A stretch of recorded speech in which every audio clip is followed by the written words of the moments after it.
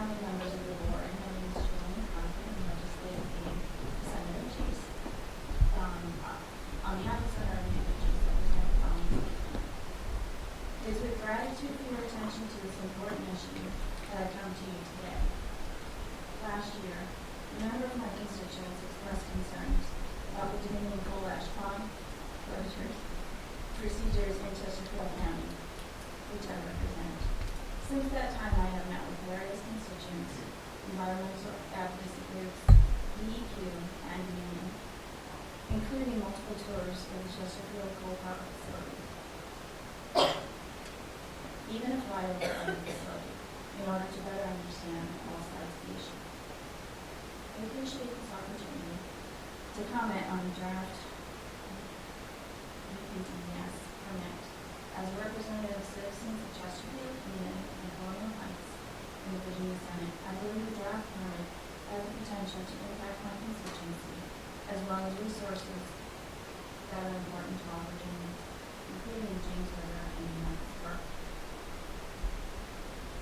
My request during the comment period was that the information provided by those individuals and organizations that have concerns about water quality standards be thoroughly reviewed and considered during this permitting process. This is undoubtedly many arduous process. Under current law and regulations, I believe DEQ has done its due diligence in reviewing and considering public comments for this permit and has acted within the powers currently granted to them in requiring what is reasonable and prudent to address the environmental concerns that they are required to monitor. That said, I would like to encourage DEQ to accelerate the studies and testing regarding thermal variance during discharge of the permitting cycle to ensure that there isn't a negative impact to public safety. My office plans to participate in the solid waste permitting process through public comment. Therefore, I will leave all comments regarding the solid waste component at that time. Throughout this process, we should be cognizant of the needs of citizens for reliable, cost-effective power, which Dominion is required to provide, as stated in Virginia Code 56-34, which will affect the overall well-being of all Virginians. Public safety and the well-being of citizens should be our first and foremost objective, while also being good stewards of our natural resources. All the while, we must remain transparent and accountable to the people of Virginia. Thank you. Thank you for your comments.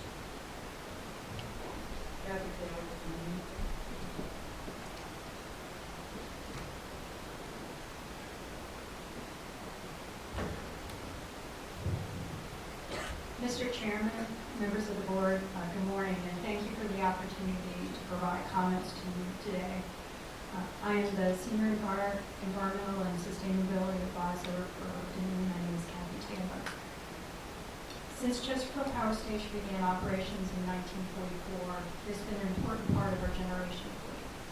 Chesterfield is the largest fossil fuel power station in Virginia and supplies about 12% of the electricity in Dominion's service territory. It is also an important asset in the community and local economy, with 257 employees supporting operations 24 hours a day, 7 days a week, to ensure reliable energy for our customers. Over the last decade, Dominion has implemented significant environmental improvements at the station, with nearly $1 billion of investments in air pollution control equipment alone. The equipment has doubled the size of the station's footprint and has positioned it as a national leader among other coal stations in reducing their emissions. The next phase of environmental improvements at the station involves the closure of 2 coal ash ponds and conversion to dry ash management, as well as other significant treatment of station wastewaters. The proposed permit under consideration today provides new stringent water permit limits that will apply to the station. These new stringent limits and monitoring requirements are associated with the station's plans to close the ash ponds as required by the Coal Combustion Residuals Rule and implementation of new requirements under the effluent limitation guidelines from the Environmental Protection Agency. Dominion has developed a proactive plan for complying with these rules, and our schedule is well ahead of the required regulatory deadlines. The permit renewal will govern all releases from the station, including closure of the ash ponds, scrubber operations, low-volume waste, and leachate, and will set progressively stricter limits to ensure that the discharges from the station over the next 4 years are fully protective of water quality. Permit limitations have been set using well-defined scientific methods to ensure that the water releases from the station protect aquatic life and other uses of the James River. In regard to the closure of the ash ponds, Driscoll is unique because unlike the other generation stations where we are closing ash ponds in Virginia, we continue to burn coal at this station. Dominion is constructing a new on-site, state-of-the-art line landfill to safely manage future ash that is generated. The conversion to dry ash management will result in the elimination of future wastewater discharges associated with the station's coal ash ponds and a reduction in the station's water requirements by 5 million gallons per day. Only after the new state-of-the-art landfill is constructed can we begin closing the ash pond. The first step in closing the ash ponds is to remove the water. This step is also known as dewatering and will be similar to what is already underway at our Primo and Possum Point stations. During the dewatering process, we will treat the water using a multi-stage process prior to release. The proposed permit includes a requirement for Dominion to submit a conceptual engineering report, or CER, to DEQ that describes the wastewater treatment system that will be used to ensure compliance with the very strict discharge limits in the permit. The CER must be approved by DEQ before we begin constructing the wastewater treatment system. It's important to note that the Chesterfield proposed permit includes the additional measures being implemented at Dominion's Possum Point and Greenville power stations, both of which use frequent inline process monitoring for key parameters and threshold concentrations at or below water quality standards to trigger when an enhanced treatment system is used. Prior to release, the water will be tested by a Virginia-certified third-party laboratory to ensure it meets all applicable requirements. The proposed permit requires sampling to be conducted 3 times a week with weekly reporting to DEQ.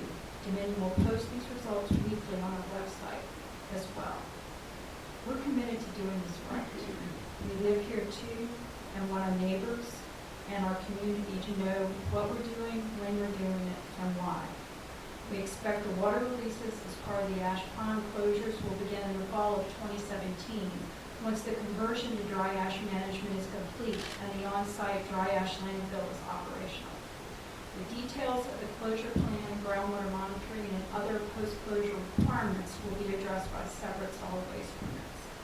Regarding other wastewater discharges from the station, the draft permit sets new stringent limits that will require the design and installation of a number of new treatment processes, including a new wastewater treatment system for low-volume wastewater.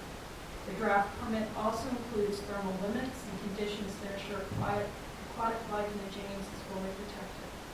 As part of our plans to comply with the EPA's final 316B rule for pooling water intake structures, Dominion will complete biological studies and technological evaluations as specified in the draft permit to minimize potential impacts of water withdrawal on aquatic species. We support the proposed permit to allow completion of the project in full compliance with state and federal requirements. The permit renewal is considerably more stringent than the existing permit, includes significant reductions in effluent limits, and will be fully protective of human health, water quality, and aquatic life in the James.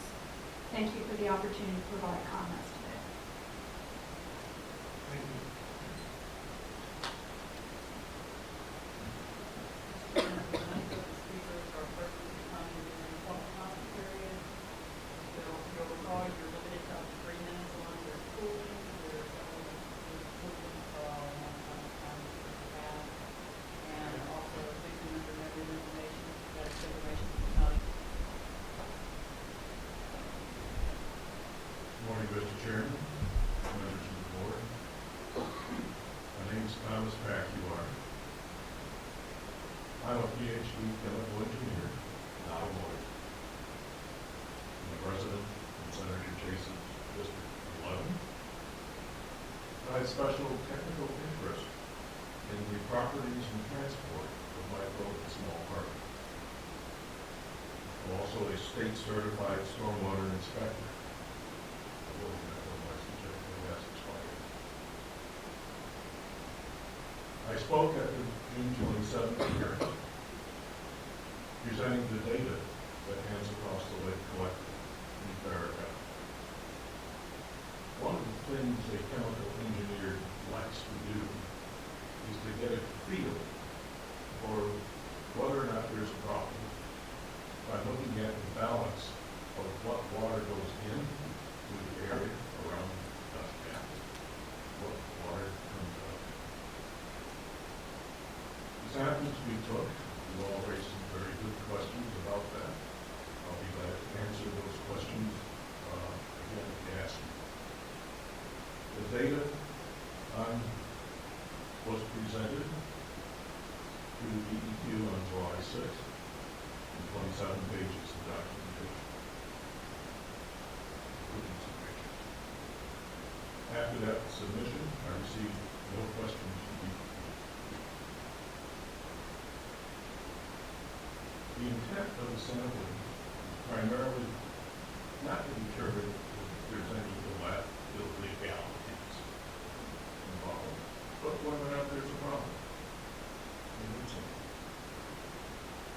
The initial press reports were confused both as to where the sample was taken. And the sample was taken downstream of outfalls 4 and 5. That's to the trail from Henricus Park, downstream of the river, the surface, and sediment samples. James River Association helped in obtaining the samples. I addressed the lab protocols because of my 38 years of experience 10 miles up the river and doing a lot of lab work. But very similar to the protocol private industry uses. The samples were totally digested, so we don't have a legal definition. That's interpreted by DEQ. But it's still a conclusion based on what private industry is. Besides, I don't see the word dissolve in the state code, so somehow or other that information was sent. Did it this way primarily because I'm not sure if there's a problem. The sample indicated that there is. It's probably not coming out of outfall 4. Maybe related to the stormwater. What's happened with all the fly ash that used to go up the stack is now put into the landfill. And if that contacts water, it mixes with the water and doesn't separate very easily. Microparticles will stay suspended for days, if not months. They're small. The sample that we took did not settle in 24 hours. So well past the normal times for BMPs and process limitations for dewatering. I asked DEQ for help, and you heard what I wanted to do was to use a technique that the industry uses, that if you have a problem identified like this, you investigate this with cause. There's something floating through the check dam or BMP. Very likely that the property disappears. So we're really left with numbers here. We have process water, then we have stormwater that may not be acting properly. So one of the things I would suggest to you very simply is to delay action on this plan and deal with both issues together. Because as you do water, you do not want these small particles to slip out of control of the process water, wherever they have. and go into the stream unmonitored or through the stormwater discharge. Don't know what happens inside the enclosure. You know, speculate on what comes up. More details to be built. One other comment about this, we took the sample after about a quarter inch of rain. So there was some stormwater that should have been controlled by any stormwater devices inside. Because they're designed to handle half inch of rain for 2 hours. If you get minimum standards.